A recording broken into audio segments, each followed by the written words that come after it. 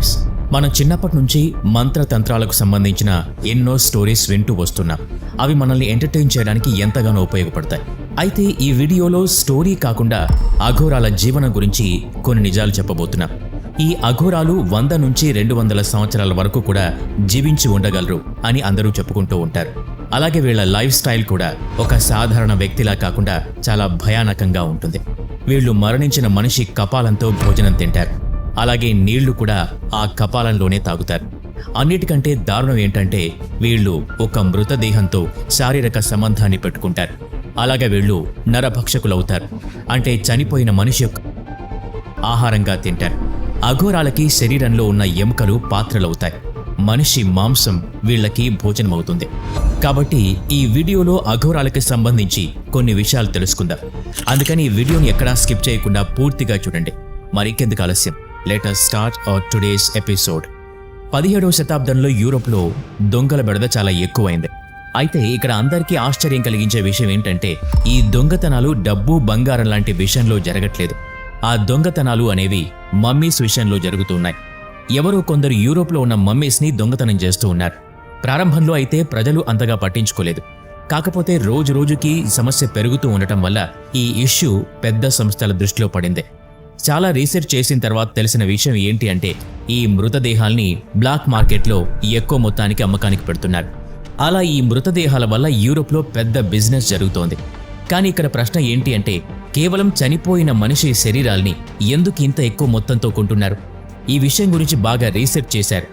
ఈ విషయం గురించి సైన్స్ యొక్క కోణం నుంచి చూసిన తర్వాత అన్ని నిజాలు కూడా క్లియర్గా కనిపించాయి. అసలు ఇక్కడ ఏం జరుగుతోంది అంటే ఈ శరీరాల్ని పెద్ద పెద్ద ధనవంతులు కొనుక్కుని వీటితో వివిధ రకాల మందుల్ని తయారు చేస్తున్నారు. ఇప్పుడు చెప్పబోయేది బహుశా మీకు నమ్మశక్యంగా ఉండకపోవచ్చు. అదేంటంటే ఈ మందుల వల్ల దీర్ఘాయు పొందటంతో పాటు ఇంకా ఎన్నో రోగాల్ని క్షణాల్లో తగ్గించేస్తాయి అని నమ్మకం. ఒకవేళ ఈ విషయం గురించి మీరు ఎక్కువగా తెలుసుకోవాలంటే ఇంటర్నెట్లో చాలా ఇన్ఫర్మేషన్ ఉంది. మనిషి మృతదేహంతో తయారు చేసిన ఈ మందుల వల్ల ఎంత ఉపయోగం ఉంది అని తెలిసి యూరోప్లో ధనవంతులందరూ ఎంతో రిస్క్ చేస్తూ ఉన్నారు. అలా కొన్ని వందల సంవత్సరాల ముందు ఈ విషయం గురించి ప్రపంచమంతా తెలిసిపోయింది. దాంతో ఆ సమయంలో ప్రపంచం అంతటా ఈ విషయం గురించి చర్చలు జరగటం మొదలైంది. అదే సమయంలో ఇండియాలో ఉన్న అఘోరాల గురించి కూడా ప్రస్తావన వచ్చింది. అప్పుడు ఈ చర్చల్లో అందరూ కూడా అఘోరాల గురించి వారికి తెలిసిన విషయం గురించి మాట్లాడుకున్నారు. అలా ఈ అఘోరాల గురించి ప్రపంచమంతా తెలిసిపోయింది. అయితే ఈ చర్చలు జరగనంత వరకు కూడా అఘోరాలు కేవలం పుస్తకాల్లో మాత్రమే కనిపించేవారు. ఈ విషయం ఇంకా ఫేమస్ అవుతూ ఉండటం వల్ల బాబ్ కీనారాం వెలుగులోకి వచ్చాడు. ఆయన ఈ ప్రపంచం మొత్తానికి అఘోరాల విద్య గురించి పరిచయం చేశాడు. అందువల్లే మీరెప్పుడైనా ఇంటర్నెట్లో మొదటి అఘోరా గురించి సెర్చ్ చేస్తే మాత్రం బాబా కీనారాం పేరే మొదటగా వస్తుంది. ఒకవేళ మీరు పురాణాలు, గ్రంథాలు చూసినట్లయితే మొట్టమొదటి అఘోరా శంకరుడవుతాడు. అలా సమయం గడుస్తున్న కొద్దీ అఘోరాల యొక్క స్టోరీస్ ఇంకా ఎక్కువగా విస్తరించసాగాయి. అలా కొంత సమయానికి అందరికీ అఘోరాల గురించి మ్యాక్సిమం ఇన్ఫర్మేషన్ తెలిసిపోయింది. వీళ్ల యొక్క జీవన విధానం వేరుగా ఉంటుందని ముందే చెప్పాం. అందువల్లే వీరు మనుషుల మధ్యలో ఉండరు. వీళ్ళు అడవుల్లో మరియు కొండ ప్రాంతాల్లో ఎక్కువగా నివసిస్తూ ఉంటారు. అయితే అప్పుడప్పుడు మనుషుల మధ్యకు వచ్చి కొంత సమయం ఉండి మళ్ళీ వాళ్ల నివాసానికి వెళ్ళిపోతారు. వీళ్ళు మనుషుల దగ్గరికి భిక్షమెత్తుకోవడానికి వస్తూ ఉంటారు. ఇక్కడ మీకు ఒక ప్రశ్న రావచ్చు, అదేంటంటే అఘోరాలు నరమాంసం తింటారు కదా, మరి భిక్షతో ఏం చేస్తారు అని. ఇంకొక విషయం ఏంటంటే వీళ్ళకి ఆహారంగా ఏదైనా మృతదేహం దొరకనప్పుడు భిక్షమెత్తుకొని వాళ్ళ ఆకలి తీర్చుకుంటారు. లేకపోతే ఏదైనా చనిపోయిన జంతువుతో అయినా ఆకలి తీర్చుకుంటారు. ఇంకొక ఆశ్చర్యం కలిగించే విషయం ఏంటి అంటే వీళ్ళు ఎప్పుడూ కూడా ఆహారం కోసం మనిషిని కానీ జంతువుని కానీ చంపే ప్రయత్నం చెయ్యరు. ఎందుకంటే హింస అనేది అఘోరాల యొక్క నియమాలకు వ్యతిరేకం అని చెప్పాలి. అలాగే వీళ్ళకి సంబంధించి ఇంకో నియమం ఏంటంటే ఎవరైనా మనిషి అధర్మాన్ని పాటిస్తూ చెడ్డ పనులు చేస్తూ ఉంటే ఆ మనిషికి అఘోరాలు మరణదండన విధించవచ్చు. కానీ చనిపోయిన ఆ మనిషిని మాత్రం తినటానికి వీల్లేదు. అందువల్లే ప్రజలు ఎప్పుడూ కూడా అఘోరాల్ని పూజిస్తూ గౌరవిస్తూ ఉంటారు. అఘోరాలు ఇంత కఠినంగా నియమాల్ని పాటించడానికి 2 కారణాలున్నాయి. మొదటి కారణం ఏంటంటే వీళ్ళు ఎప్పుడూ వాళ్ల దేవుడైన ఈశ్వరుని యొక్క ఆజ్ఞను ధిక్కరించలేరు. అలాగే రెండవ కారణం ఏంటంటే ఒకవేళ వీళ్ళు నియమాల్ని ఉల్లంఘిస్తే వాళ్ల దగ్గరున్న అన్ని శక్తుల్ని కూడా కోల్పోతారు. అలా వాళ్ల జీవితం అక్కడితో ఆగిపోవచ్చు కూడా. ఒకవేళ మనిషిని తినటం మంచి విషయమా కాదా అని మిమ్మల్ని అడిగితే మీలో అందరూ కూడా మంచి విషయం కాదని చెప్తారు. కానీ ఇప్పుడు చెప్పబోయే సంఘటన విని అఘోరాలు నరభక్షకులుగా ఉండటం కరెక్ట్ అని మీరే ఒప్పుకుంటారు. 1972లో ఒక మౌంటైన్ మీద ప్లేన్ క్రాష్ అయిపోయింది. దాంట్లో 45 మంది ప్రయాణికులున్నారు. అయితే ఈ సంఘటన వల్ల చాలా మంది ప్రయాణికులు చనిపోవడం జరిగింది. బ్రతికిన మిగతా కొద్ది మంది కూడా ఎక్కువ చలి కారణంగా ప్రాణాల్ని వదలాల్సి వచ్చింది. ఈ ప్లేన్ క్రాష్ అనేది దాదాపు 12,000 అడుగుల ఎత్తులో జరిగింది.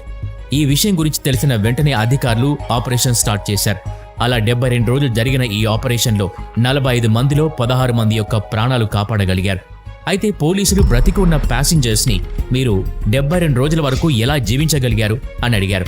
అప్పుడు ఆ ప్యాసింజర్స్ వాళ్ళు జీవించి ఉండడానికి తోటి ప్యాసింజర్స్ యొక్క మృతదేహాల్ని తినాల్సి వచ్చిందని చెప్పారు.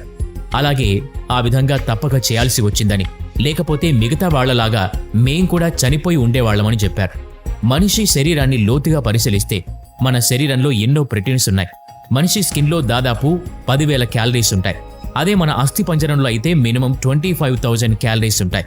అందువల్ల మనిషి శరీరాన్ని పోషక ఆహార రూపంలో చూసినట్లయితే ఈ పూర్తి యూనివర్స్లో ఇంతకంటే మంచి ఫుడ్ ఎక్కడా కూడా ఉండదు.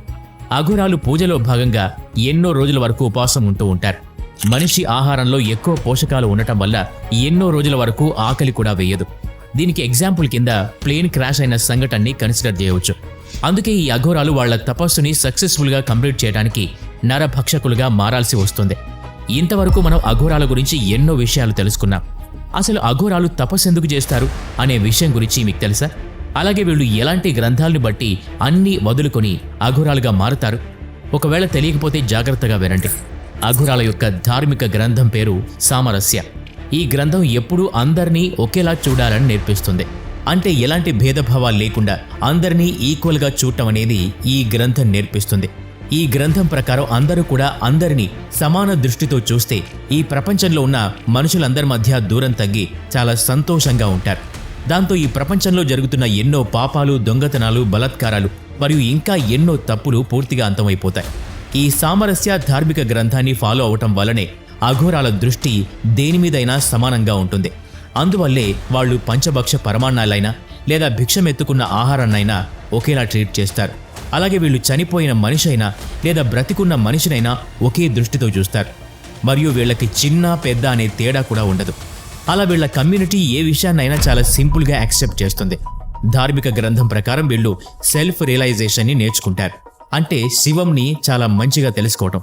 ఎందుకంటే వీళ్ళ సిద్ధాంతం ప్రకారం ఎప్పటి వరకైతే శివాన్ని తెలుసుకోలేరో అంతవరకు మీరు ఈ ప్రపంచంలోనే ప్రమాదకరమైన వ్యక్తి అవుతారు. ఎలా అంటే ప్రతిరోజు కలిసిన వ్యక్తుల్లో ఎవరైనా నచ్చితే మీరు వాళ్లలా మారడానికి ప్రయత్నిస్తారు. ఒకవేళ మీకు నచ్చిన వ్యక్తి మంచివాడైనా లేదా చెడ్డవాడైనా వారిలాగానే మారడానికి ప్రయాసపడుతూ ఉంటారు. అందువల్లనే ఈ విషయం అఘోరాలకి నేర్చుకోవాల్సి ఉంటుంది. ఎందుకంటే నువ్వు చనిపోయే అంతవరకు నీకు నువ్వే తోడుగా ఉంటావు. ఇంకెవరూ కూడా నీకు తోడుగా ఉండరు. అందువల్లే వేరే వాళ్ళని చూసి ఇన్ఫ్లుయెన్స్ అవ్వకూడదు. అఘోరాలు ఇలాంటి ఎన్నో విషయాల్ని పాటించడం వల్లే సాధారణ మనుషుల్లాగా కాకుండా చాలా ప్రత్యేకంగా ఉంటారు. అలా వాళ్ళు ఎలాంటి బరువు బాధ్యతలు లేని ప్రశాంతమైన జీవితాన్ని గడుపుతారు. సో ఫ్రెండ్స్, ఈ వీడియో గురించి మీ అభిప్రాయాన్ని కామెంట్స్ ద్వారా తెలియచేయండి. వీడియో నచ్చితే లైక్ చేయండి, షేర్ చేయండి. అలాగే మన ఛానల్ని సబ్స్క్రైబ్ చేసుకుని పక్కనే ఉన్న బెల్ ఐకాన్ని యాక్టివేట్ చేసుకోండి. Thanks for watching.